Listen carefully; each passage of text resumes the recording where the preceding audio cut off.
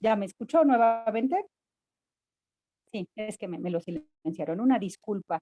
Les hago una atenta invitación a que todos mantengamos el micrófono apagado para que se favorezca el desarrollo óptimo de esta ponencia. Yo sé que a veces no nos damos cuenta, pero vamos a prestar una importante atención en que todos estemos silenciados para que podamos escucharnos. Decía yo que, bueno, esta reunión atiende a los objetivos que como escuela tenemos de otorgar todo lo necesario para facilitar el desarrollo integral de nuestros alumnos. Y nuestra charla del día de hoy, si yo estoy bien, tú estás bien, bueno, pues es la propuesta que nuestra querida maestra Mercedes Bellota nos hace para poder contribuir a este conjunto de habilidades que siempre estamos tratando de desarrollar en nuestros papás. Voy a dar lugar a la lectura de su semblanza curricular, en donde pues nos llena de gusto tener a nuestra invitada del día de hoy. Ella es psicóloga educativa por la Escuela Normal Superior de México. Después hace una maestría en terapia gestal en Integro. Tiene un diplomado en hipnosis y psicoterapia ericksoniana por la UNAM. Y bueno, actualmente se dedica a la terapia individual a jóvenes y adultos. Cabe resaltar que la maestra Mercedes trabajó durante 30 años en nuestra escuela secundaria y es una de las grandes veteranas que ha sentado las bases del desarrollo de nuestro colegio de psicopedagogía. Es por lo tanto para nosotros un honor presentar a la maestra Mercedes Bellota, a quien escucharemos todos atentamente. Maestra Mercedes, le dejo el micrófono. Muchísimas gracias por su atención, su participación. Es un honor para nosotros tenerla. Muchas gracias. Pues buenas tardes a todos. Antes que nada, quiero compartirles a ustedes la emoción de estar participando con la comunidad de SANS. Estoy muy contenta de estar aquí en esta tarde con ustedes, participando en este proyecto maravilloso que es Escuela para Padres, en donde con mucho cuidado, con mucho cariño, escogemos temas que son del interés de ustedes. Y en el desarrollo de estas pláticas, pues hacemos comentarios, hacemos reflexiones, intercambiamos ideas con ustedes y sobre todo, pues les damos pepitas de oro, que son sugerencias, ¿no? Son los tips, unos muy buenos libros, videos, que de alguna manera toda esta información les sirve a ustedes para aterrizarlas en su día a día y aplicarlo en la gestión emocional al interior de sus casas, lo cual va a coadyuvar a que sus hijos tengan un ambiente seguro, amoroso, que se va a reflejar tanto en el ambiente como en el aprovechamiento escolar. El día de hoy, pues, escogimos un tema un tanto ambicioso, ya lo verán ustedes, porque tiene muchísimas aristas. Entonces yo me permití, pues, darle el enfoque de lo que a mí personalmente me parece que puede ser, pues, revelador, interesante. A lo mejor para algunos de ustedes ya lo conocen, pero para algunas personas puede ser un tanto novedoso. Entonces, pues elegimos el tema, si tú estás bien, yo estoy bien.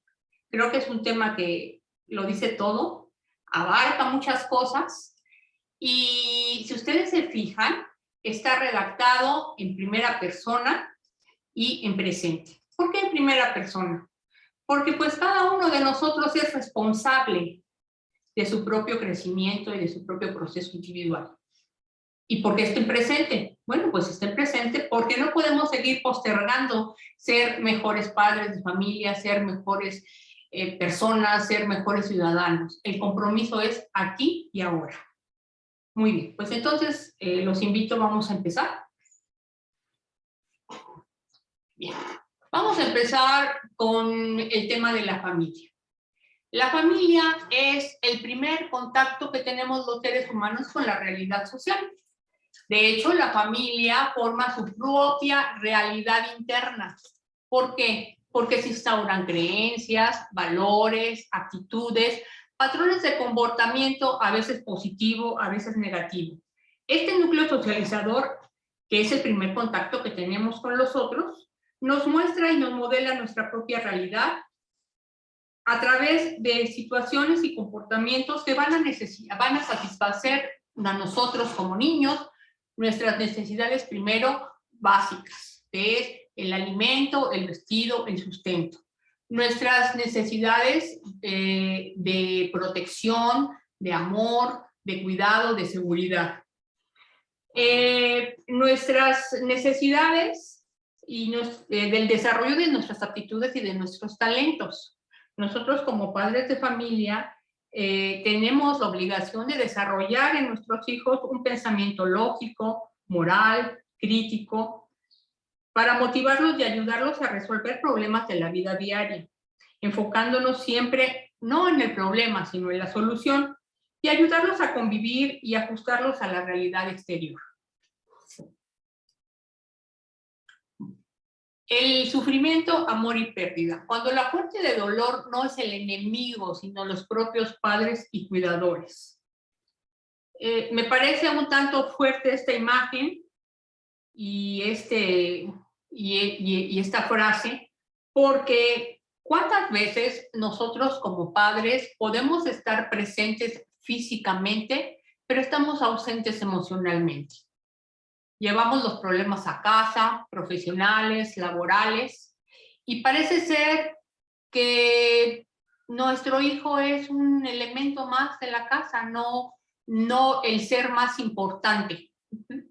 Y estamos tan ensimismados en nuestra problemática que ni siquiera los vemos, ni siquiera convivimos. Y la familia como institución debe garantizar un ambiente seguro emocional, sin violencia, sin malos ejemplos. Porque ¿qué es lo que sucede con estos padres ausentes? Definitivamente no son líderes, no son los que llevan la dirección de la casa. Modelan con pesimismo, con falta de esperanza, tienen miedo al apego y al amor, y modelan la conducta de sus hijos. La estabilidad emocional de los padres, en donde los hijos imitan las reacciones y las actitudes de los padres. Los hijos son esponjas y los padres somos espejos que reflejamos a través de nuestras emociones, de nuestras actitudes, pautas de conducta. Y debemos de estar muy atentos a qué es lo que estamos reflejando a estas pequeñas e increíbles esponjas que son nuestros hijos, y que captan todo y que repiten y perpetúan tanto las actitudes positivas como las negativas. Vamos a ver algunas conductas disruptivas de los padres, o sea, conductas negativas. Vamos a entender por el término violencia el uso de la fuerza para conseguir un fin, para dominar a alguien, para imponer algo, y es el abuso del poder sobre el más débil. Dentro de la violencia emocional o psicológica, tenemos aquellos actos que ofenden, humillan, degradan, menosprecian, amenazan, insultan, ignoran al otro y lo comparan. Y yo les diría aquí que a mí me parece que uno de los actos más violentos que podemos tener como seres humanos es la ley del hielo, ignorar al otro. El mensaje es: no me eres tan insignificativo que para mí no existes, y entonces los ignoramos. Por favor, no hagamos esto, y yo les pido también de manera muy especial que nunca se vayan a dormir si hay algún problema o alguna situación con sus hijos. Primero platiquen, perdonen, escuchen, contengan y despidan a su hijo a dormir con un beso. La violencia física. La violencia física es cuando una persona recibe daño en su cuerpo, golpes, aventones, patadas, cinturonazos, empujones y hasta la tortura. Hablamos de violencia tanto física como emocional, ya situaciones graves como el abuso sexual, pero también sabemos nosotros que este tipo de abuso se da con un porcentaje muy alto con personas cercanas al círculo familiar. Los malos ejemplos como pueden ser las adicciones, al tabaco, al alcohol, a las drogas, a comer de manera compulsiva, tenemos que tener como mucho cuidado. Y yo agregaría aquí un tipo de violencia que a lo mejor pasa desapercibida, pero es la sobreprotección, papás. La sobreprotección incapacita a nuestros hijos. Les manda el mensaje de que tú no eres lo suficientemente capaz porque lo tengo que hacer yo. Y él desarrolla el síndrome del intruso, porque todo me lo hace mi papá, todo me lo hace mi mamá. Me hace las tareas, me hace las redacciones, prácticamente se convierte en el papá helicóptero que anda detrás de mí, ¿verdad? Con unas mirillas muy largas para ver qué es lo que estoy haciendo, y bájate de ahí porque te vas a matar, y no hagas esto porque te va a suceder esto, y no hagas aquello porque puede sucederte esto o cual. Esto genera inseguridad y una necesidad muy grande de aprobación de nuestros hijos. Yo creo que es importante subrayar esto y tenerlo en cuenta. Bien, ¿cuáles serían estas consecuencias nocivas para nuestros hijos? Obviamente la baja autoestima, la desmotivación escolar, la apatía, la rebeldía, el participar en el bullying, ya sea como víctima o como victimario, conductas autodestructivas como es el cutting, desórdenes alimenticios, depresión, adicciones, somatización de enfermedades, asociaciones delictivas, embarazos precoces. Yo aquí quisiera ser muy puntual que la adolescencia es un momento crítico en la etapa del ser humano. Y que nosotros como padres es nuestra última oportunidad para hacer un puente de comunicación con nuestros hijos. Y todas estas conductas que acabo de enlistarles son puntos rojos de que algo está pasando, que yo tengo que poner atención, que yo tengo que acercarme, que yo tengo que escuchar, que yo tengo que comprender, que yo tengo que hacer cambios importantes en mi vida, en la dinámica familiar. Bien. Miren, yo quise tratar un poquito el tema del trauma, porque el trauma es una huella que deja consecuencias permanentes. ¿Qué es el trauma? Pues es la exposición personal a un suceso lo suficientemente intenso que deja una herida emocional difícil de procesar. ¿Cuáles son las características del trauma para el que lo sufre? Que es un evento dramático, es inesperado, lo vive en soledad, cree que no tiene solución y es detonante de problemas psicológicos y de problemas orgánicos. Hay algunos autores que consideran que son 5 las heridas de la infancia que nos hacen infelices toda la vida y que debemos de poner mucha atención. Estas son el abandono, que se puede reflejar a través de que cuando nosotros ignoramos a nuestros hijos. La traición, cuando hacemos promesas de manera permanente y nunca se las cumplimos. El rechazo, cuando de manera constante lo estoy criticando, lo estoy descalificando. La humillación, cuando lo desapruebo y lo exhibo socialmente. La injusticia, cuando soy demasiadamente frío, que ni siquiera tengo tiempo para escucharlo o para tener la delicadeza de contenerlo, de darle un abrazo, una caricia. Claro, cada una de estas heridas tiene muchas directrices. Al final les voy a recomendar un libro maravilloso sobre este tema para los que les haga figura y quieran ahondar en el tema. Bien. Les hablaba yo de las diferentes subtemas que puede tener el tema de cómo impactan nuestros estados de ánimo en la vida emocional de nuestros hijos. Entonces yo quiero pues darles a ustedes una probadita de esta teoría, que es la teoría del cerebro triuno de Paul MacLean, que habla de que el único propósito que tiene nuestro cerebro es la supervivencia. Bien. Propone que la especie humana, a lo largo de su evolución, ha ido cambiando su morfología cerebral, que ha sido un proceso evolutivo en el cual han surgido nuevas e independientes estructuras que operan de manera individual y a la vez son interrelacionadas. Nuestro cerebro actúa actual es la sumatoria de la superposición de estas capas. Su propósito principal es la supervivencia.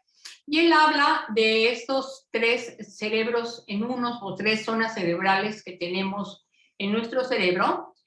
El cerebro reptiliano, que es el cerebro instintivo, que se encarga de la supervivencia. El cerebro límbico, que es el cerebro emocional, que se encarga del manejo adecuado de nuestras emociones. Y el neocórtex, que es el cerebro, digamos, último en la evolución de nuestra masa cerebral, que se encarga del pensamiento intuitivo, relacional, reflexivo, etc. Es actuar, sentir y pensar. Bien. Vamos a hacer hincapié en cada uno de los cerebros para que pues vayamos pues ubicándolos, ¿no?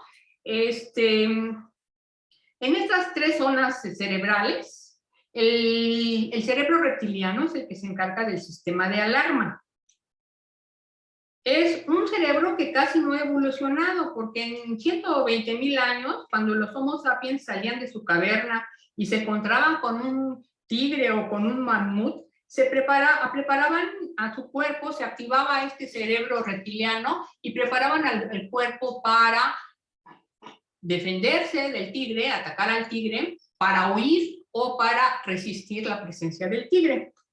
Hoy, cuando salimos a la calle, no es necesario que nos encontremos con un mamut o con un tigre, nos encontramos con otros seres humanos, que puede ser el jefe, puede ser el ladrón, y esas mismas personas reactivan en nosotros un sistema de alarma y nos preparamos ya sea para defendernos, para huir o para resistir la presencia de estos posibles depredadores. Es el cerebro instintivo que se encarga de la defensa del territorio. También se encarga de todas las funciones vitales que son automáticas, inconscientes, como son la respiración, la frecuencia cardíaca, la digestión, la excreción, todas las funciones del cuerpo. Les decía yo que a través de la pulsión del miedo, él se encarga de activar una alarma fisiológica en todo el cuerpo, una reacción fisiológica de todo el cuerpo, para prepararnos para la supervivencia, que sería agredir, huir o resistir. Algo que es muy importante y que quiero subrayar es que esta parte cerebral solo registra el presente mientras el peligro permanece. Entonces, si yo de manera repetitiva estoy pensando con algo que me generó un peligro o que yo creo que me puede generar un peligro y estoy sobre ese mismo pensamiento, estoy mandándole al cuerpo un torrente químico para que se prepare para agredir, para huir o para resistir. Esto es muy importante subrayarlo porque de alguna manera nos explica cómo las emociones generan toda una activación de un torrente químico dentro de nuestro cuerpo. Y no es lo más adecuado, sobre todo cuando son peligros irracionales, que estemos forzando a nuestro cuerpo, a nuestra maquinaria, a una situación que ni siquiera es real o que ni siquiera es existente. Vamos a ver también que este cerebro se encarga de funciones básicas en su manejo, como la ira, ¿verdad?, que se transforma en agresión para defender nuestro territorio, el miedo, que es una pulsión que nos avisa de un posible peligro, la alegría, que es el placer de todas las satisfacciones de nuestras necesidades básicas, como comer, dormir, hacer deporte, comer, ir al baño, etc. Y el asco, que nos previene de posibles intoxicación de elementos extraños a nuestro cuerpo. Bien. Vamos a ver ahora la segunda estructura. Este cerebro nosotros lo compartimos con los mamíferos. También se le habla como cerebro límbico o cerebro mamífero. Es el centro emocional, porque regula los sentimientos, se encarga de gestionar todo lo que viene siendo la recuperación emocional afectiva a través de los recuerdos, y por medio de las emociones, al percibirlas, el cerebro límbico decide si es una situación de peligro o de seguridad para nuestro cuerpo. Si él decide que es se coordina con el cerebro reptiliano y que es una situación realmente peligrosa, entonces lo que hace es activar a nuestras glándulas suprarrenales para que empiece a segregar adrenalina y cortisol. El cortisol se le considera la hormona del estrés y eleva nuestra presión, nuestro ritmo cardíaco y consume oxígeno. El tubo digestivo deja de circular sangre porque toda esa sangre se tiene que ir a los músculos. Recuerden ustedes que tenemos que atacar, tenemos que correr o tenemos que resistir la presencia de lo que para nosotros es amenazador.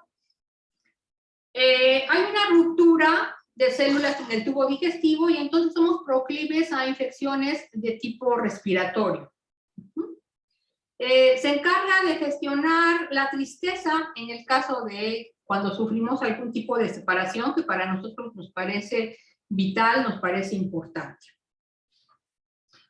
Vamos a ver que el cerebro límbico tiene una estructura muy importante que se llama la amígdala.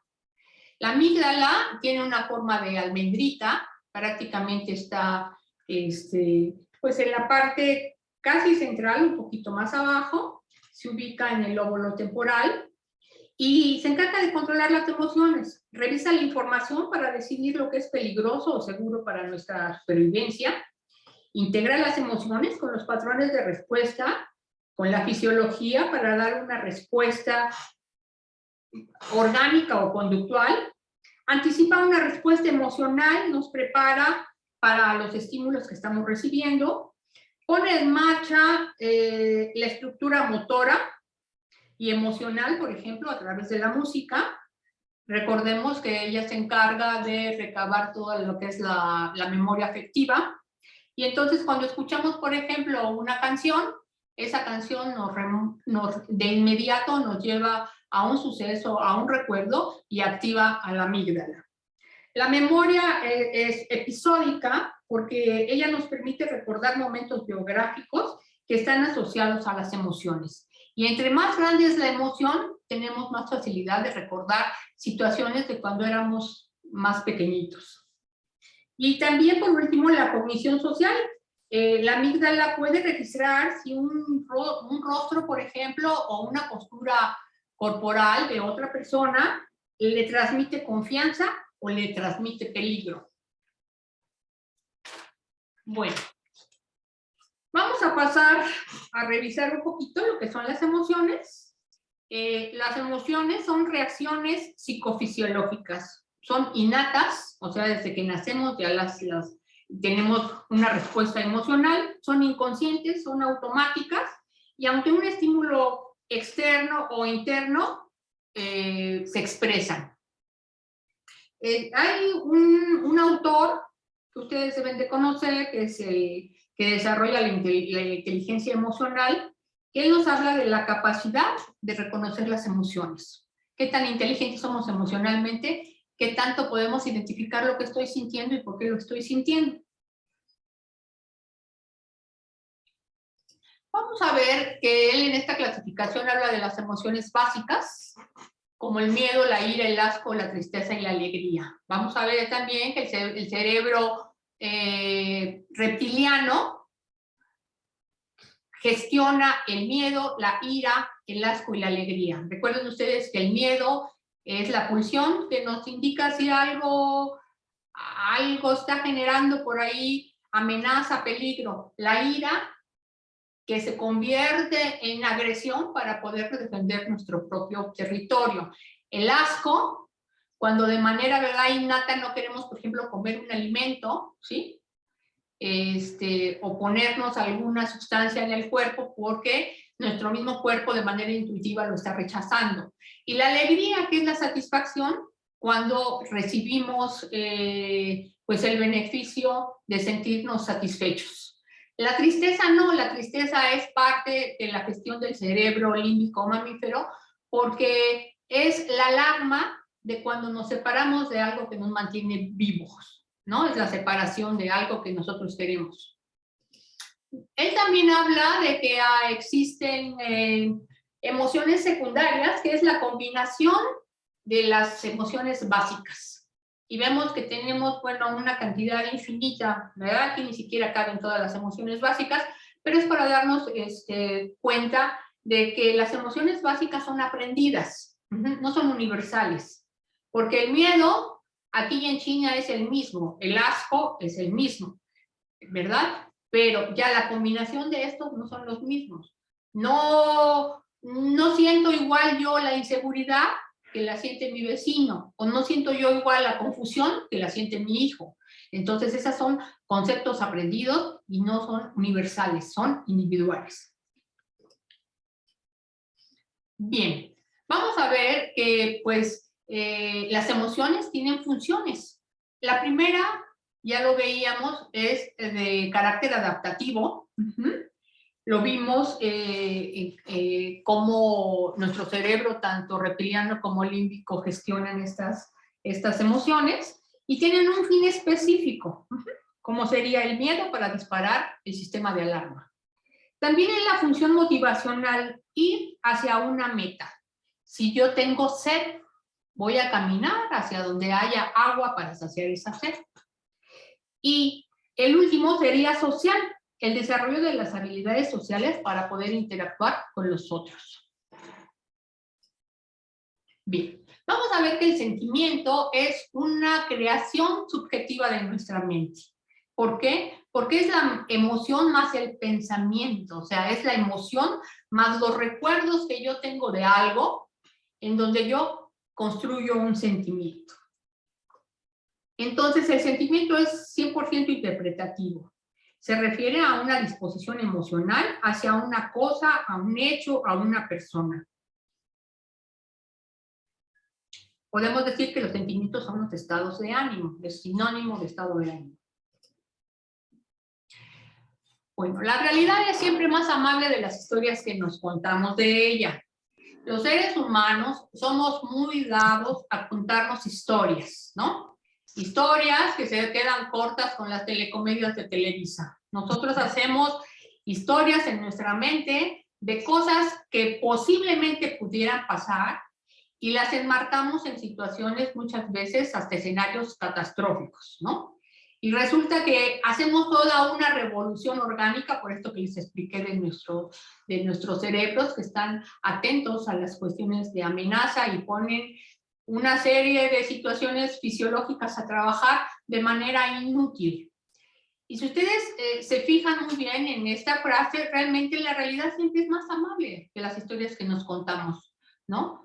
Porque nos estamos haciendo una serie de situaciones, estamos generando cosas que a lo mejor nunca suceden, ¿no? O se resuelven de la manera más increíble o que nunca pensamos que se resolvería. Esta autora, que es Byron Katie, que también al final les voy a recomendar con mucho gusto un libro maravilloso que se llama Amar lo que es. Ella tiene un modelo de autoayuda para desarticular las creencias y los pensamientos que nos contamos. Y es sencillísimo, es con 4 preguntas. Primero me pregunto, ¿eso que estoy pensando es verdad? Tengo la segunda pregunta sería, ¿tengo la certeza absoluta, el 100% que eso que me estoy contando es verdad? Tercera pregunta, ¿cómo reacciono yo cuando tengo ese pensamiento? Y cuarta pregunta, ¿quién sería yo sin ese pensamiento? Yo los invito a que lean este libro y que apliquen estas 4 preguntas en su vida. Y además es maravilloso porque desarticulamos esos pensamientos basura en dos patadas. Ella nos dice que el sufrimiento no está en el hecho, sino cómo lo vivimos, cómo lo experimentamos. Los hechos son neutros, pero las historias que nos contamos son las que hacen que vivamos envueltos en el terror de cosas que a lo mejor nunca suceden. Aprende a disolver el dolor para vivir desde la libertad. Hazte cargo de tu vida y sé responsable. Vamos a ver que los diferentes estados de ánimo son la música de fondo, o sea, los disparadores, los detonantes que determinan nuestras decisiones. Yo les hago aquí una sugerencia. Cuando ustedes estén realmente muy molestos o muy tristes por algo, hagan ustedes el análisis, ¿qué fue lo que detonó o disparó esa conducta? Tal vez fue un gesto, tal vez fue una palabra, tal vez fue una situación, algo que detonó esto. Y al llegar nosotros a la causa, podemos entonces hacernos cargo, integrarla y modificarla. El cerebro neocórtex. Vamos a ver que esta es la tercera zona cerebral que pues es parte de la evolución del ser humano. Vamos a ver también que es el centro lógico que regula nuestras decisiones conscientes, es el cargado de nuestras respuestas lógicas, del pensamiento abstracto, racional, analítico, de la percepción espacial, del aprendizaje, del sueño, de la memoria, de la comunicación de los dos hemisferios. Y algo muy importante que hace nuestro cerebro neocórtex es que pone límites entre el impulso del cerebro arcaico reptiliano y del cerebro límbico. Es también el centro de empatía.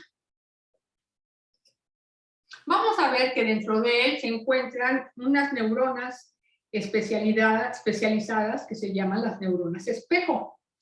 Estas neuronas funcionan por debajo de la conciencia. Es como si fuera el Wi-Fi neuronal, porque nos revelan el sentir y las intenciones y los estados emocionales del otro. Son el centro de la empatía, de la imitación. Deciden lo que va a pasar antes de que esto se produzca. Y también son responsables de la imitación automática, como sería el bostezo, los tics, las posturas, las palabras. El ambiente emocional seguro. Evitar las emociones y las reacciones negativas con y frente a nuestros hijos. Las interacciones le dan significado a nuestra vida. Es por eso importante que nuestros hijos deben sentirse aceptados y amados de manera incondicional. Hay que amarlos en forma explícita, hay que expresarles, decirles te amo. Hay que respetarlos en forma irrestricta, sin enjuiciarlos, sin compararlos, sin exhibirlos. Es muy importante darles reconocimiento y la valoración, y sobre todo, protegerlos, ampararlos, escucharlos y confortarlos cuando ellos lo necesiten. Tenemos que nosotros aprendemos de las reacciones de nuestros referentes. Nuestros referentes pues, más importantes son nuestros padres, nuestros maestros, los adultos que son representativos para nosotros como jóvenes, como niños. Pero aquí lo importante es tomar en cuenta que en algún momento nosotros nos vamos a convertir en los referentes de otros y vamos a repetir las mismas conductas, los mismos patrones, las mismas actitudes, tanto positivas como negativas. De aquí la responsabilidad tan grande de que estemos siempre como adultos trabajando con nuestra atención, qué es lo que estamos moldeando a nuestros pequeños, a nuestros jóvenes.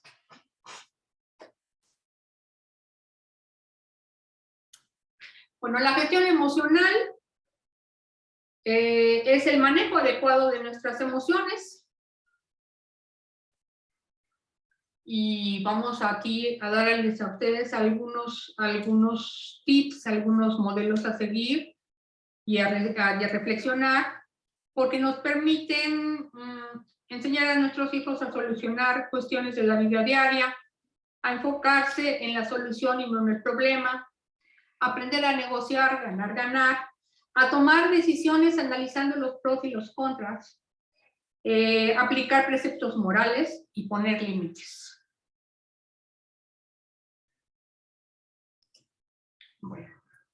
Aquí yo quisiera compartirles esta metáfora budista del vómito emocional. Bueno, nos habla del bañarse en el vómito emocional. Entre más desbordada es una emoción, se reacciona de manera reactiva y visceral. En lugar de mirar, reconocer el vómito y seguir adelante para no repetirlo, lo que hacemos comúnmente es que nos ensuciamos en el vómito, nos bañamos en el vómito, y no solamente de eso, sino ensuciamos a los demás de manera permanente, culpabilizándolos sin hacernos cargo de nuestro propio vómito. Entonces aquí la invitación sería estar muy atento qué es lo que vomito emocionalmente y hacerme responsable de mi propio actuar. ¿Cómo lo puedo hacer? A través de desarrollar la conciencia de testigo. El darse cuenta per se es curativo. Sin embargo, es difícil si no me convierto conscientemente en mi propio observador. ¿Qué siento? ¿Qué pienso? ¿Para qué reacciono así? ¿Qué dispara mi conducta? ¿Creo que me excedí? Etcétera. Se trata de parar el automatismo y cambiarlo por un proceso consciente para hacer un manejo distinto, dar respuestas ecológicas. Bien. Hablábamos del señor Coleman, que es el autor de la teoría de la inteligencia emocional, y él nos habla de estas 4 funciones importantes para el manejo de las emociones, que es percibir las emociones. Es muy importante darle un nombre a lo que yo estoy sintiendo. Y si esa emoción es muy desbordada, es importante que yo lo escriba para quitarle la fuerza y para darme cuenta realmente de lo que estoy sintiendo. Comprender las emociones. ¿Para qué quiero comprender las emociones? Bueno, pues para entender por qué estoy reaccionando de esa manera, cuáles son los disparadores, qué me está llevando a tener una emoción exacerbada, ¿no? Porque muchas veces decimos, ay, no es para tanto, se está ahogando en un vaso de agua. Lo que pasa es que él o ella, sin saberlo, se está conectando a lo mejor con un trauma, con alguna experiencia que vivió en su vida, ¿sí? Por decirles algo. Alguien a mí me deja de hablar y eso a mí me genera un enojo, una tristeza, un cóctel de emociones que al consultarlo con mi almohada digo, bueno, no es para tanto. ¿Qué está detonando el que esta situación me pone así? Y al recordar y ir hacia atrás y identificar que el disparador era que mi mamá, cuando yo era niña o adolescente, se enojaba y me dejaba de hablar. Que ya comentábamos nosotros que es una de las agresiones más fuertes que podemos hacerle a otro ser humano. Cuando en mi vida actual mi compañera de trabajo me deja de hablar, que todo el mundo diría, bueno, pues no es para tanto, lo que pasa es que me estoy conectando con ese disparador. Por eso es importante comprender de dónde viene. Y entonces la próxima vez que me suceda, yo ya comprendí de dónde viene, ¿sí? Y ya le voy a poder dar un manejo diferente, un manejo ecológico. Un manejo en donde yo no lastime al otro y el otro además se quede pues con un gran signo de interrogación porque dice, bueno, tuvo una respuesta exacerbada, se ahogó en un vaso de agua, no fue para tanto. Y finalmente, ¿cómo voy a utilizar? Es como poder rescatar cuál es el metaaprendizaje. ¿Qué puedo yo hacer en otras situaciones? Siempre hay una fracción pequeñita antes de que llegue la reacción emocional para que yo pueda hacer un alto al automatismo. Y si yo siento que se sale de mis manos el manejo, lo que voy a hacer es que le doy tiempo fuera. Salgo del lugar y le doy una vuelta a la manzana, se me reactiva eso me va a producir, sobre todo entre más rápido camine yo, me va a producir oxitocina, y la oxitocina lo que hace es que controla a la amígdala, que es la que me está generando esa emoción que yo siento imaginable. Ya cuando le di la vuelta a la manzana y se asentaron las emociones, entonces puedo dar otro manejo, puedo dar otra respuesta, una respuesta consciente, ecológica al medio. Bueno, vamos a ver aquí algunos de los tips para el manejo emocional. Tenemos, bueno, primero acepta la situación, cálmate, háblala, y si no, pues date tiempo fuera. Ten una actitud positiva. Siempre aprendemos de los errores. Entonces, como yo estoy aprendiendo de este error, pues si de verdad de veras aprendí, no lo voy a repetir. En vez de quejarme, voy a dar propuestas. En vez de hacer un problema, ¿verdad? Voy a detectar cuáles son los disparadores y me voy a hacer responsable de lo que me compete a mí. Porque muchas veces, por ejemplo, en las relaciones de pareja, por ejemplo, en un divorcio, le damos el 100% de culpa a uno de los integrantes. Y yo pregunto, ¿dónde queda la corresponsabilidad del otro? Porque para que el otro hiciera o dejara de hacer, ¿tú qué hiciste para colaborar con eso? Y cada quien tiene que hacerse responsable de lo que le compete para poder modificarlo, ¿sí? Y para ser mejor persona. Piensa con creatividad. Piensa en soluciones, en alternativas, cambia de perspectiva, pide ayuda, cambia algo, actúa, ponte un reto, haz algo diferente, actúa. Persevera, inténtalo 100 veces y pide apoyo si es necesario. Yo le agregaría esto, que es muy importante que aprendamos a poner límites, a escuchar de manera activa. Escuchar de manera activa es que cuando yo, por ejemplo, estoy hablando con mi hijo, nada va a perturbar esa conversación, es activa. No voy a meter en mi mente si mañana tengo que ir al trabajo y hacer un oficio, X y Y. No, estoy 100% con él. No tomar las cosas como personales, enfocarse siempre en la solución, respetar nuestras promesas, retardar la respuesta. Ya les decía yo que escribir cuando las emociones son desbordadas, porque lo que se verbaliza deja de ser amenazante. Dar tiempo fuera, desarrollar la conciencia de testigo, caminar o respirar para desactivar la amígdala, entre otras. Bueno, también quise compartir con ustedes la metáfora del kintsugi, que es una actividad milenaria que hacen en Japón para pegar las piezas que se rompen de cerámica con polvo de oro. Y me pareció hermosísimo esto, hacerlo una metáfora, porque la belleza de las cicatrices, y la nombré la belleza de las cicatrices de oro. Es dar un valor agregado a nuestra experiencia. Es reconocer nuestro error y pedir perdón. Es ser agente de cambio positivo. Es aprender la lección, descubrir, desenvolver el para qué, el aprendizaje. Es hacernos cargo de nuestro propio proceso, aquí y ahora, para autodescubrirnos y reconstruirnos. Es reencontrar nuestra propia fuerza de voluntad para emprender el cambio.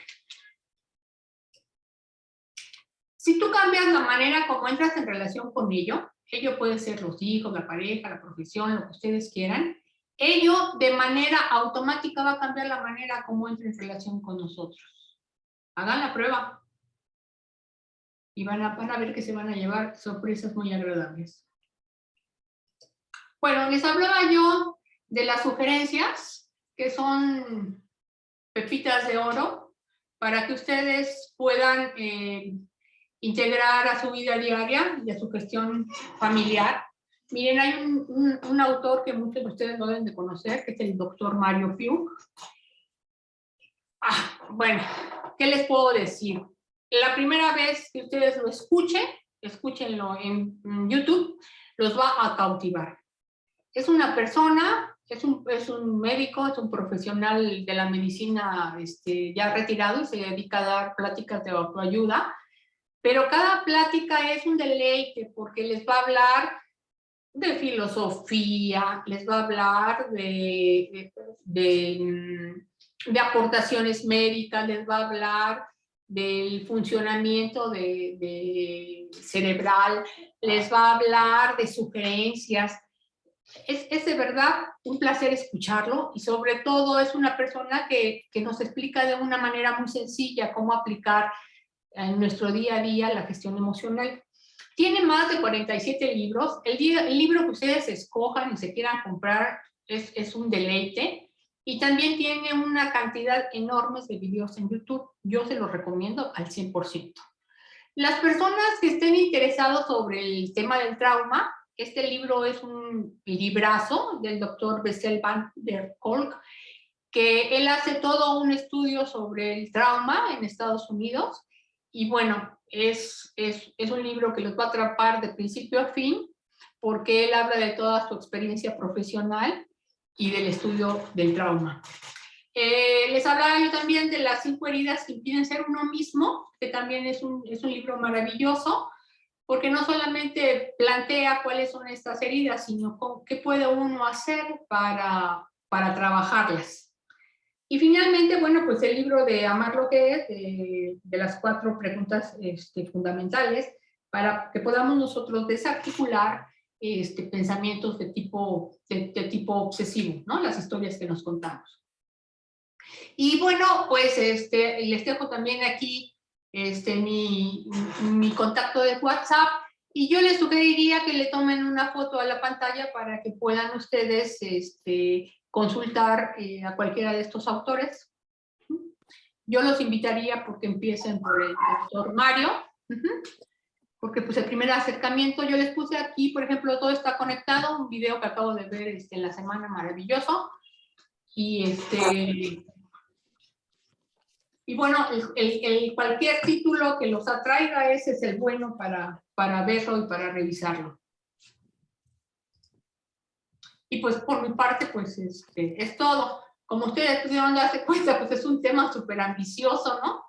Porque bueno, pues igual nos habla de neurofisiología, que nos habla de las emociones, de los estados de ánimo, de la bioquímica. Bueno, es extensísimo. Obviamente, bueno, pues únicamente es como un panorama general, y ya los que quieran de manera especial aunar en determinado tema, bueno, pues aquí les dejo yo algunas semillitas de oro para que lo puedan hacer. Y bueno, pues compartir si alguno de ustedes quiere intercambiar alguna idea, tiene alguna inquietud, pues con gusto. Estaremos aquí unos minutos para resolverlo.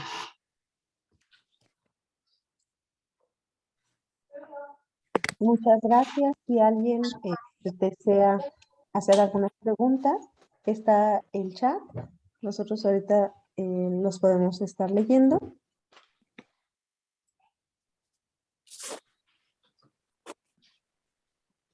Bueno.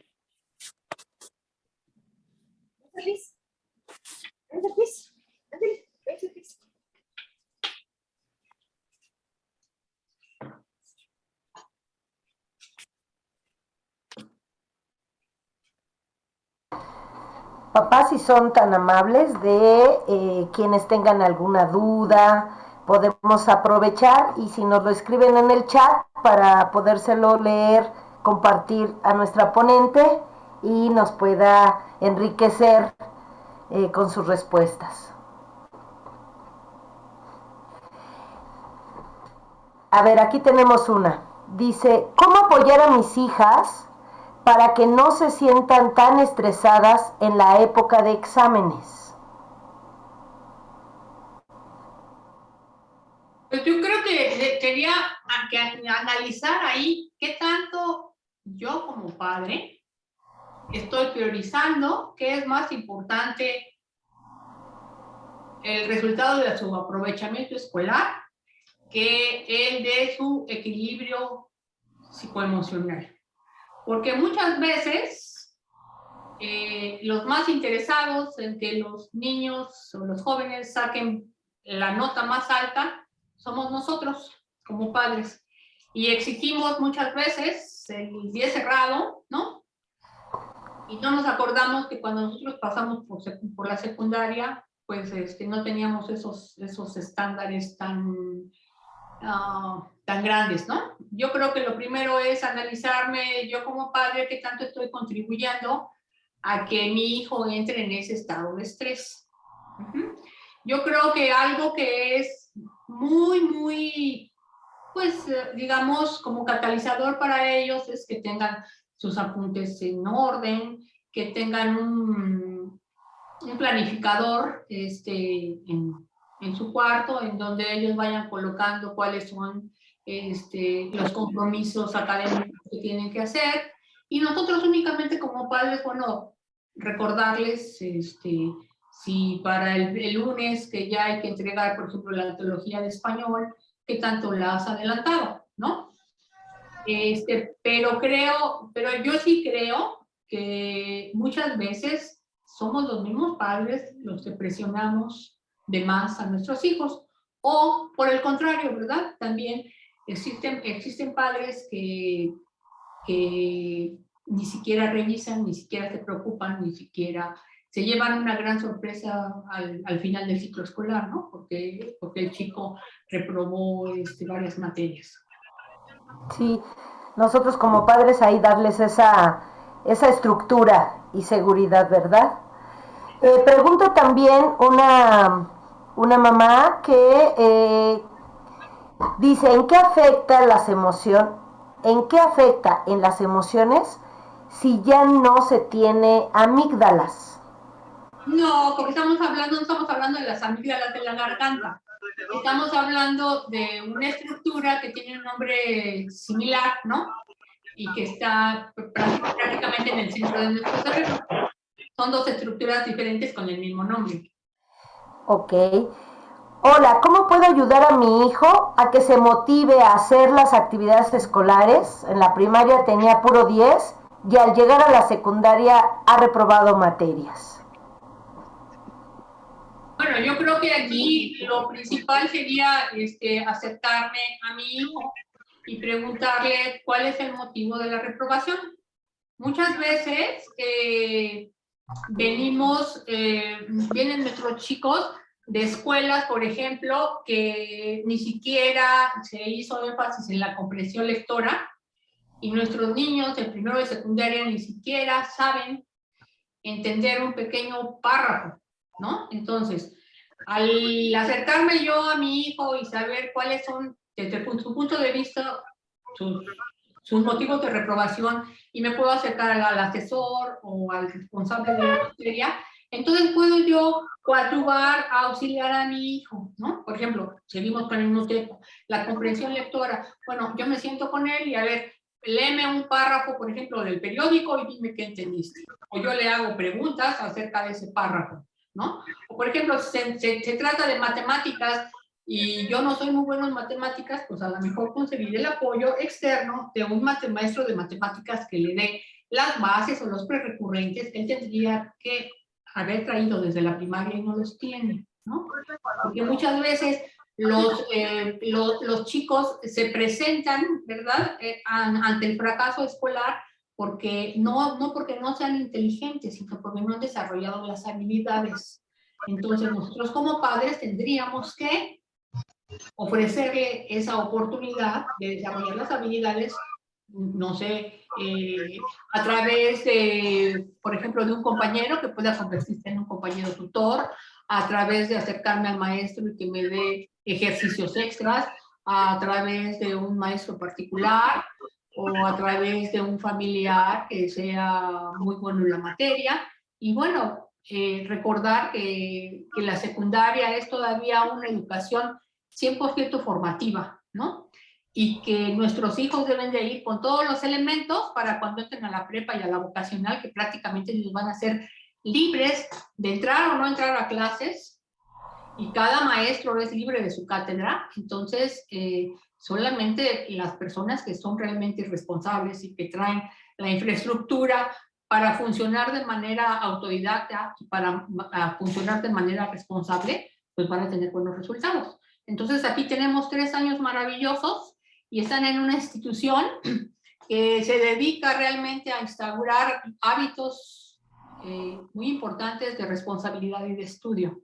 Muchas veces, por ejemplo, han comentado en el Politécnico, en el TEC de Monterrey, en otro tipo de instituciones, de inmediato sabemos que tal o cual alumno es exalumno de la Nexa, porque trae hábitos, porque presenta sus cosas en tiempo y forma, con limpieza, con orden, tiene un pensamiento crítico, propositivo, etcétera. Varios elementos que tanto ustedes como nosotros como maestros les damos en esta etapa tan importante. Muchas gracias, maestra Bellota. También preguntan sobre un poquito si nos puede proporcionar más bibliografía, y aquí hay un papá que dice que qué libro recomienda para nuestros hijos que los apoyen sus sentimientos cuando se sienten confundidos. Miren, yo me voy a dar a la tarea de rescatar bibliografía y sobre todo algo que pueda hacerles a ellos pues sentido. Y con todo gusto a través de la maestra coordinadora, y les voy a dejar yo bibliografía al respecto. Muchas gracias y nosotros se las haremos llegar. Hay otra pregunta, dice, ¿es fácil revertir la sobreprotección y hacerlos más independientes? Sí, claro, por supuesto. A partir de aquí y ahora, empezarle a dar a él, a los jóvenes, tareas autónomas, ¿no? Como por ejemplo, si me ocurre, si estoy en un restaurante, tú pides la cuenta y tú ve a la caja, tú solo pagas, te haces cargo del cambio, etcétera, ¿no? Empezar a darles pequeñas tareas en donde ellos se sientan suficientes, se sientan autónomos, se sientan capaces de... Claro que sí podemos revertirlo, ¿eh? Muy bien. ¿Qué podemos hacer para evitar preocuparnos demasiado por el futuro escolar de nuestros hijos, como para afectar la relación con castigos? Pues es que aquí es revisar qué tanto son las expectativas de mis hijos o son mis expectativas. Miren, yo les voy a decir que la expectativa primordial de ellos es socializar. Y no me dejarán mentir que ellos van felices a la secundaria porque van a socializar con los niños de ambos turnos, con jóvenes y señoritas de todos los grados y de todos los grupos. Esa es la prioridad de ellos. Y nuestra prioridad como padres sería, mi prioridad es que aprenda o mi prioridad...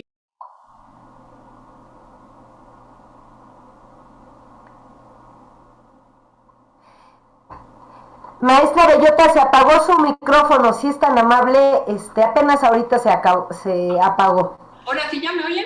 Sí. Ya. Les decía yo que la prioridad de ellos es socializar. Y nuestra prioridad debe de ser que ellos estén en un ambiente seguro, que lo están, ¿verdad?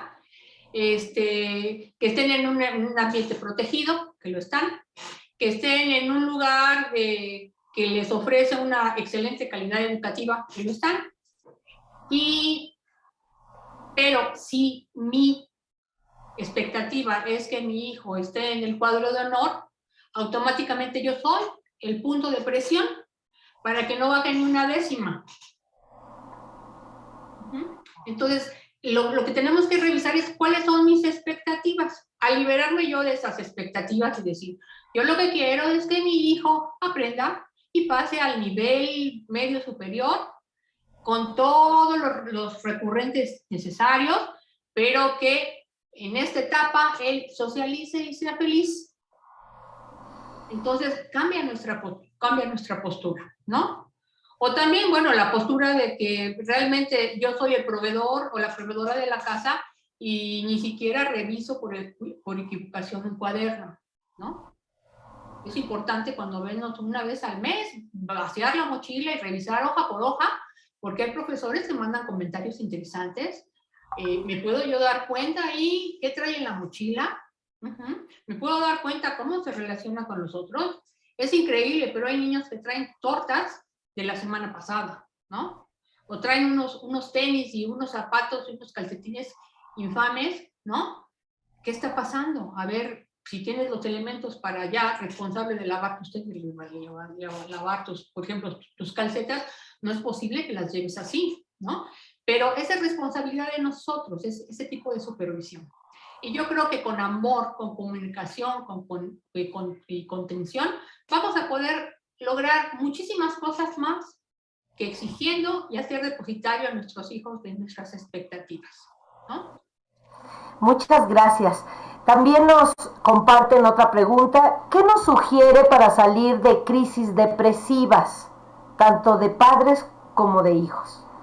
Bueno, miren, la depresión puede ser una situación endógena, o sea, puede ser endógena dentro del organismo, que es un desequilibrio bioquímico, y eso lo tiene que tratar un psiquiatra, porque únicamente lo manejan a través de fármacos. Si la depresión es exógena, que es por una situación fuera de, ¿no? Por ejemplo, a lo mejor mi hijo está deprimido porque tronó con la noviecita, ¿no? Eso es algo exógeno, y eso lo puede tratar, esa depresión lo puede tratar un psicólogo, ¿no? O lo puedo yo tratar como padre, estableciendo una comunicación asertiva en donde él no se sienta enjuiciado y él me pueda platicar absolutamente todo y sepa que mi amor es incondicional. Sea lo que sea, él me puede platicar todo.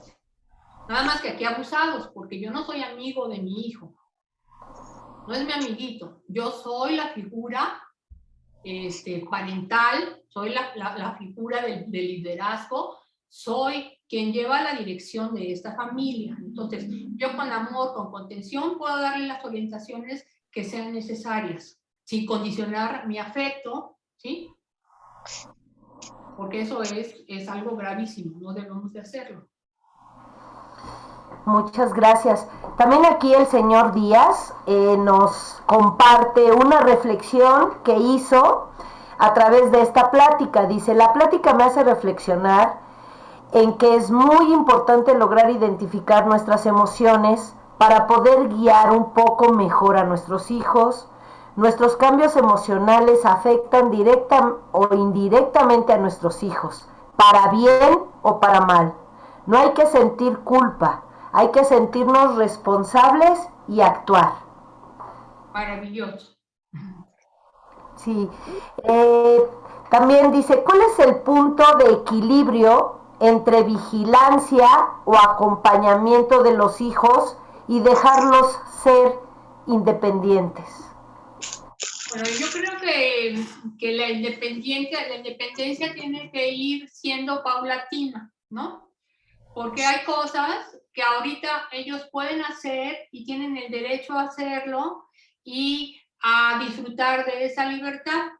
Y hay cosas que no le corresponden a su edad y que es hasta peligroso que ellos estén metiéndose en caminos pantanosos, ¿no? Algo que es muy importante, por ejemplo, ahora son las redes sociales. Ustedes tienen que tener el password de sus hijos, no porque sean padres helicópteros, sino porque es importante, ¿sí?, que él sepa que en cualquier momento mamá, papá tiene acceso a esta información, ¿sí? Y no debo de meterme en situaciones o en cosas que pueden ser peligrosas. De verdad que el Internet es una herramienta maravillosa, pero también es una herramienta muy peligrosa. ¿Cuál es la diferencia entre sobreprotección y atención a los hijos? Pues pero me gusta más que trabajes. Ven a hacer, tienes que practicar porque hay... Maestra Betsabe, gracias. La sobreprotección es cuando no lo dejamos ser. Cuando el mensaje es, hazte para allá, lo voy a hacer yo porque tú no eres capaz. Y muchas veces los padres de familia metemos mano en las tareas, por ejemplo. Y muchas veces nosotros les impedimos hacer actividades y las hacemos nosotros. Yo creo que eso es sobreprotección y los mensajes continuos de que tú no lo puedes lograr, ¿no? No tienes la suficiente capacidad para hacerlo. Y el cuidado, por el contrario, es darles esa permisividad, pero en un ambiente seguro, en un ambiente protegido, en un ambiente en donde nosotros estemos de alguna manera supervisando, pero no interviniendo. Muchas gracias. También está aquí otro comentario. Antes me corrigieron a golpes o malas palabras y creo lograron el objetivo mis padres, pero hoy la tendencia es escuchar, hablar, etc. Pero si yo traigo ese patrón, ¿cómo romper eso y lograr educar a mis hijos con seguridad y buenas emociones? Para empezar esta plática me ayudó mucho a entender varias cosas. Bueno, miren, la plática lo vimos como los hijos son esponja y nosotros somos espejo, nosotros reflejamos esos patrones. Y está comprobado, por ejemplo, que padres golpeadores, sus hijos van a ser seguramente también, cuando ellos se conviertan en referentes, van a ser golpeadores. Y no por maldad, sino simple y sencillamente porque es lo que han aprendido. Como decía la señora, bueno, yo aprendí a crecer con golpes y con malas palabras, y es más, en la escuela decían, la letra con sangre entra, ¿no? Y a principio del año escolar, los papás iban y le decían a la maestra, aquí le dejo aquí a mi hijito, y usted le puede pegar, y usted lo puede corregir y puede hacer con él lo que quiera. Afortunadamente, bueno, pues hemos visto que eso causa severos traumas en el ser humano, porque el que a mí me traten con descalificaciones, con malas palabras, me descalifiquen, me golpeen, me señalen, va a menoscabar mi autoestima. Y yo creo que es lo que menos queremos para nuestros hijos. Qué interesante que yo ya me di cuenta que a mí me educaron de esa manera, pero no quiero repetir ese patrón para mis hijos. Entonces, ¿qué es lo que tengo que hacer? Desarrollar la conciencia del testigo. Yo digo que no será fácil, porque a lo mejor de manera automática, bueno, pues le va a dar un coscorrón al chamaco, pero puede hacer la reflexión de que para la próxima vez, este disparador que yo ya identifiqué, ¿sí?, me va a permitir tener una conducta diferente y no darle un coscorrón a mi hijo. Y todos los seres humanos aprendemos por ensayo y error.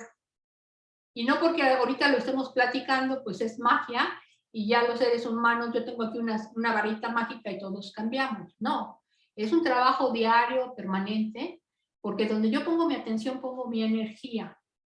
Y entonces tengo yo que estar como muy observador de mis conductas, ¿no? Y tampoco se vale sacar el látigo de 7 colas y decir, otra vez le di un coscorrón a mi hijo. No, qué bueno que me estoy dando cuenta que le di el coscorrón, porque antes yo le daba el coscorrón y ni siquiera me daba yo cuenta. Era una cuestión completamente automática. Y cuando entra la conciencia, hay un instante pequeñito en donde yo puedo parar ese automatismo y tener una respuesta diferente. Ahora, si la ira me está consumiendo, pues entonces, ¿saben qué? Agarro la calle y le voy a dar vueltas a la manzana hasta que se me baje el coraje, ¿no? Porque generalmente, si dejamos que nuestros estados de ánimo nos invadan, pues las decisiones no van a ser las más adecuadas. Cuando estoy yo enojado, no debo de tomar decisiones. Tengo que dejar pasar el tiempo para que las aguas se aquieten y poder analizar cuáles son los pros y los contras y tomar la mejor decisión. Muchas gracias. También aquí hay una pregunta que se relaciona con una respuesta que usted ya dio. Dice, ¿cómo evitar la depresión o angustia escolar en nuestros hijos? Comentaba que, bueno, nosotros reflejamos de alguna manera, transmitimos nuestra propia angustia. ¿Habría algún comentario adicional a esto? Bueno, pues miren, yo sé que lo que les voy a decir, van a decir ustedes, es casi imposible estar en la anexa y llevar esto a cabo, pero es importante que sus hijos respeten sus horas de descanso, ¿no? Y lo digo porque luego están hasta altas horas de la noche haciendo tareas, ¿no? Pero sí es importante, por ejemplo, tratar de que ellos duerman las horas que corresponden. Es mejor el levantarnos 1 hora o 2 horas antes que el acostarnos 2 horas después. ¿Por qué? Porque se nos pasó el reloj biológico del tiempo y entonces me voy a acostar y ni siquiera voy a descansar porque me va a dar insomnio y voy a estar con la preocupación. Mejor me acuesto, pongo el despertador y me levanto a las 5 de la mañana, tengo la mente fresca y puedo hacer mi trabajo o estudiar para matemáticas de una manera más eficiente que si me estoy hasta las 2, 3 de la mañana cabeceando que ni siquiera entiendo lo que dice. Entonces, hay que cuidar la alimentación, hay que cuidar el descanso, hay que cuidar el deporte. Porque fíjense que algo que yo les quería comentar, pero bueno, pues no era como parte del tema, es que en la adolescencia, que sabemos que es una etapa súper crítica, ¿verdad? Por la aparición de los caracteres sexuales secundarios, toda la transformación del crecimiento, del desarrollo, como si fuera poco, hay una poda cerebral, neuronal, ¿sí? Porque todavía nuestro cerebro no está completamente desarrollado hasta el 21 o 22 años, ¿sí? Y entonces, cuando yo paso a la adolescencia, toda mi energía se tiene que centrar precisamente en el desarrollo. Y entonces lo que se empieza a hacer a nivel cerebral es una poda de todas aquellas rutas neuronales que ya no le sirven porque ya dejó de ser niño. Y se está preparando para la toma de decisiones adultas. Entonces, muchas veces nosotros tratamos al niño como si fuera un adulto porque ya mide más que yo, ¿sí? Y no, sigue siendo todavía un niño en muchos aspectos. Imagínense ustedes la crisis tan tremenda que es a nivel emocional, a nivel biológico, a nivel cerebral, a nivel social, etcétera, etcétera, etcétera, etcétera, y todavía la presión de sacar buenas notas y de comportarme siempre como el niño modelo. Es prácticamente imposible. Nosotros tenemos que ser lo suficientemente empáticos y entender por la etapa tan crítica que está pasando nuestros hijos. Recordar cuando yo fui adolescente y cuáles eran mis inquietudes, cuáles eran mis molestias, cuáles eran mis dolores, cuáles eran mis depresiones o mis tristezas, ¿no? Por llamarlas de alguna manera. Y entonces ustedes pueden ser más empáticos y poderlos ayudar de una manera pues más segura. ¿Cómo evitar la depresión o angustia escolar en nuestros hijos? Miren, pues yo creo que por ejemplo la escuela es una plataforma maravillosa porque los niños hacen deporte, los niños hacen arte, teatro, danza, música, o sea, tienen un abanico maravilloso para expresar sus emociones. Y yo creo que sería importante ver cuáles son los disparadores de la depresión de mi hijo, ¿no? Porque puede ser por una cuestión netamente biológica de los cambios por los que está sufriendo, o puede ser porque yo como padre pues, no tengo tiempo para escucharlo, para atenderlo, o puede ser porque en la escuela estoy sufriendo bullying, o puede ser porque las expectativas, me he puesto unas expectativas tan altas que me desprimo porque mi compañerito de la escuela trae los tenis de marca y yo traigo unos tenis agujerados. Entonces yo creo que es importante el conocer el contexto, ¿no? ¿Por qué está triste? ¿Por qué está deprimido? Ahora, si es una depresión endógena, pues hay que llevarlo al psiquiatra, definitivamente. Pero generalmente es en este ajuste de la socialización donde nuestros hijos se pueden poner tristes, no deprimidos, ¿no?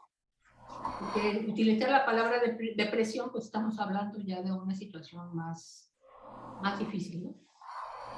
Yo me confundí ahorita, de alguna manera, repetí esta pregunta, pero qué maravilloso es escuchar la experiencia, ¿no? Porque ante la misma pregunta puede haber un sinfín de respuestas que nos ayudan por esta experiencia que tienen, nos ayudan a abrir un panorama y a descubrir que existen muchas alternativas dependiendo de las características de cada alumno o de cada hijo. También aquí hay otro comentario, dice, mi hijo a raíz de diversas situaciones familiares desarrolló problemas de ansiedad, ¿no?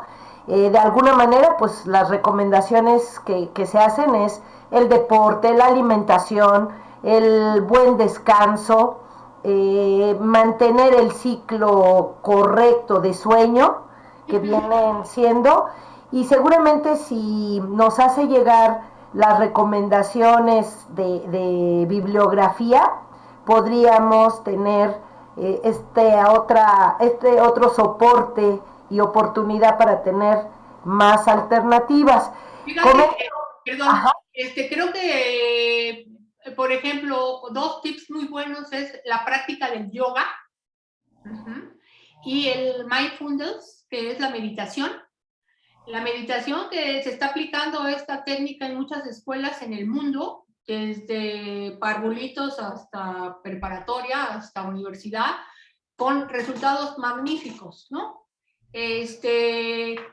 Precisamente el doctor Pugh tiene algunos videos sobre la técnica del mindfulness y tiene un libro al respecto. Es una técnica muy sencilla, porque finalmente es que nos centra en el aquí y en el ahora a través de la meditación, y que también les puede servir mucho para desarrollar su conciencia de testigo. Creo que sería interesante que lo revisen. Pero sí, con gusto les mando la bibliografía. Muchas gracias. Hay un papá que la manda felicitaciones, dice, excelentes respuestas, me encantan estos temas. Hay quienes dice, ¿podría publicar el título y el autor sobre el trauma? Nuestras noches, dice, buenas noches, gracias, tengo que retirarme, bueno, eso es otra cosa. Maestra Mercedes, gracias por tan grata conferencia, por compartir tips y semillas de oro, tal como lo refiere. Qué bien diferenciar prioridades de los hijos, de los padres, y así equilibrar. A la escuela, gracias por el taller cercano a nosotros, muchas gracias. Otra mamá dice, ¿cuál es el límite de su privacidad en el tema de checar mochilas o celular?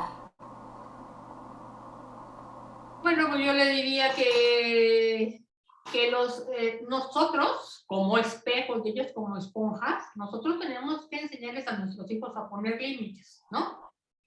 Y creo que es importante, por ejemplo, revisar cuando menos una vez al mes el cuarto, revisar una vez a la semana la mochila, sobre todo en esta etapa formativa. Porque es una etapa en donde nuestros hijos no están formados completamente, su conciencia no está formada conscientemente, y son presas fáciles de personas, ¿no?, que se dedican a hacerle daño a otras. Entonces, yo creo que es importante ver que mi hijo no traiga sustancias extrañas en la mochila, que no traiga armas punzocortantes en la mochila, que revise yo los recados de los profesores, que revise yo que el niño continuamente tiene 0, 2, 3 en matemáticas y ni siquiera soy consciente de eso.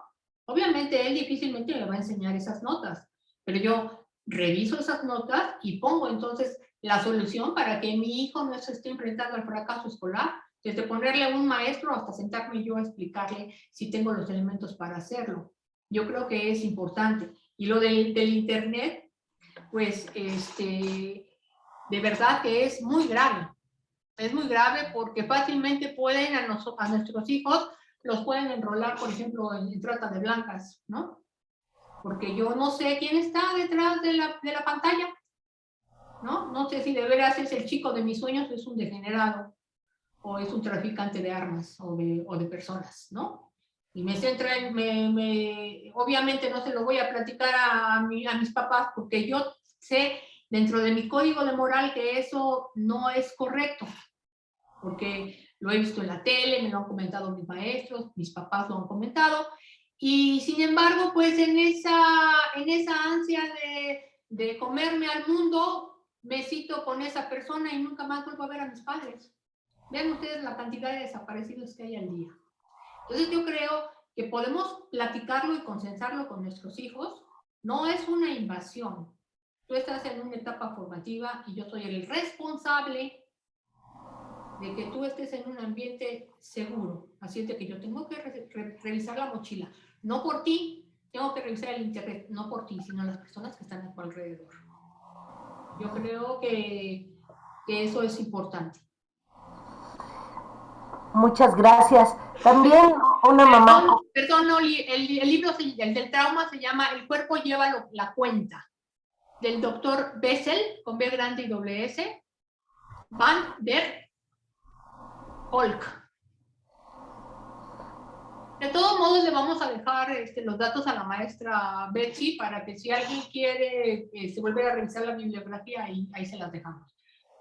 También si algún papá quisiera contactarse con usted, está también aquí el teléfono de contacto para alguna orientación mucho más personal. También hay un papá que dice que qué quehaceres del hogar pueden asignarles a sus hijos a pesar de que están estudiando diario y que su jornada pudiera ser pesada. Yo creo que es importante asignar tareas del hogar, ¿no? Porque en algún momento ellos se van a convertir en referentes de otros. Entonces, por ejemplo, el tener, no salir de casa si no está, por ejemplo, su cama tendida, el depositar la ropa sucia en el contenedor que corresponde, a lo mejor bajar la bolsa de la basura al bote, lavar los trastes, por ejemplo, no sé, del desayuno, la cena o la comida, 1 o 2 veces a la semana.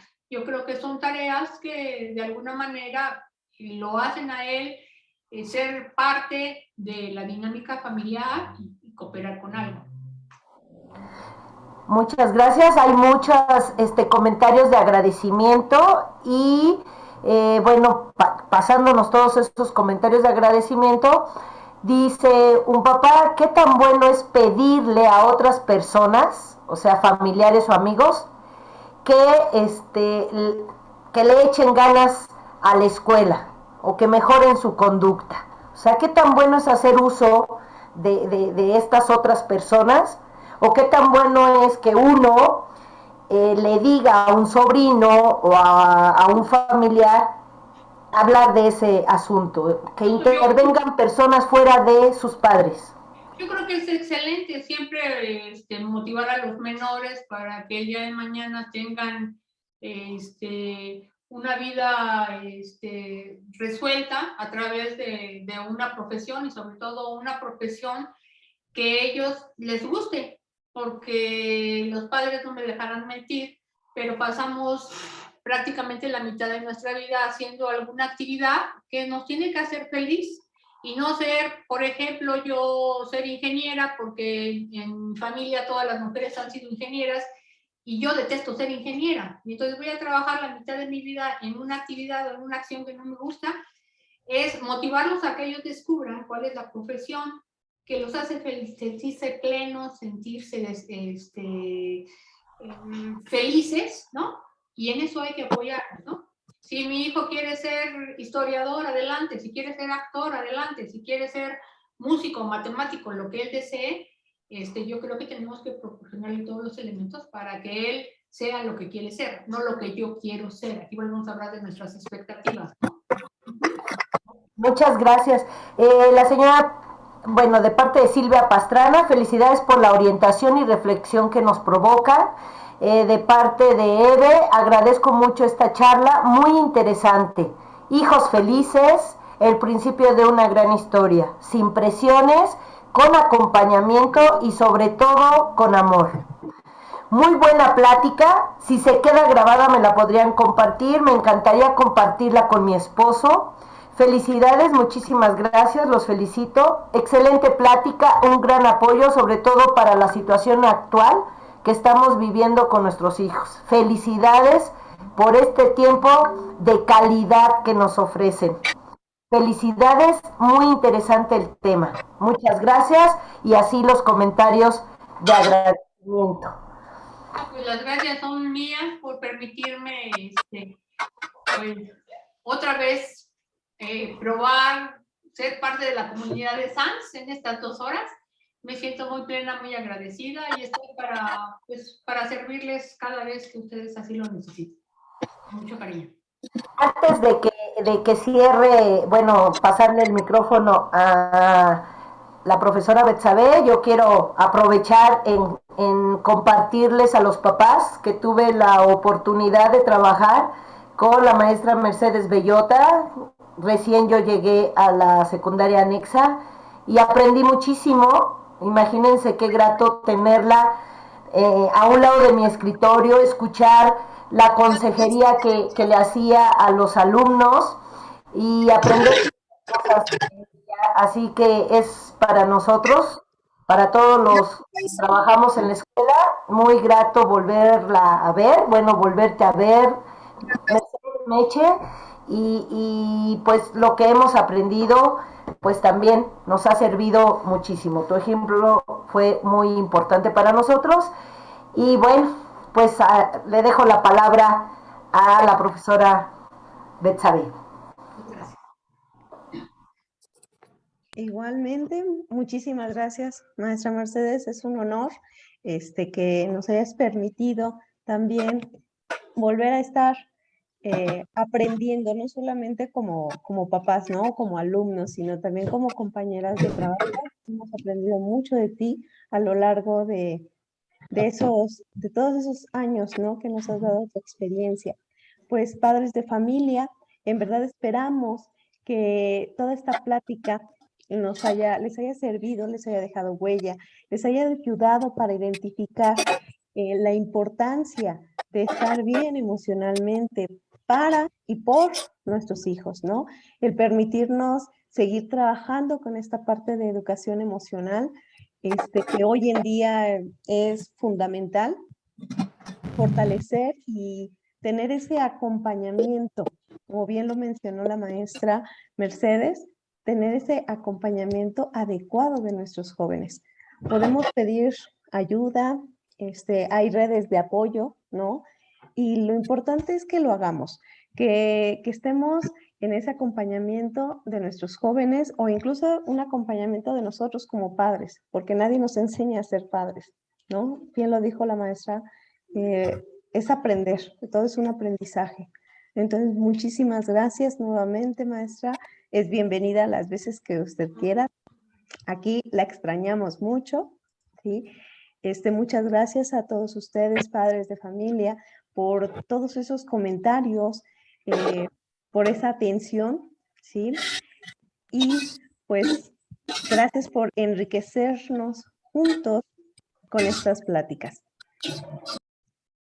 Muchas gracias. Siguen ahora sí que dando muestras de cariño, ahora sí que todo el agradecer estas pláticas. Claro, vamos a seguir continuando en la medida de lo posible, trayendo temas de su interés, ¿no? Entonces, doy por terminado el día de hoy, voy por terminada la videoconferencia, ¿sí? Muchísimas gracias, papás, y es un placer, en verdad, que nos reciban así en esta nueva forma, ¿no? Virtual.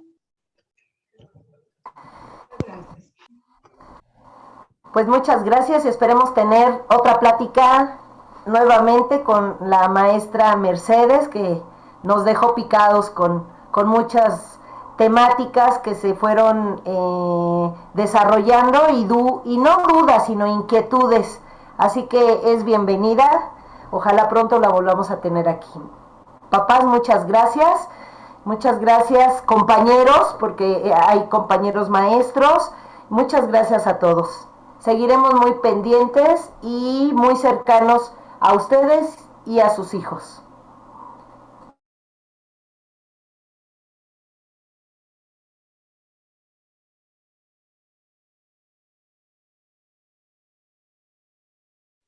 Gracias, buenas noches. Gracias, buenas noches. Gracias, buenas noches. Muchísimas gracias, buenas noches.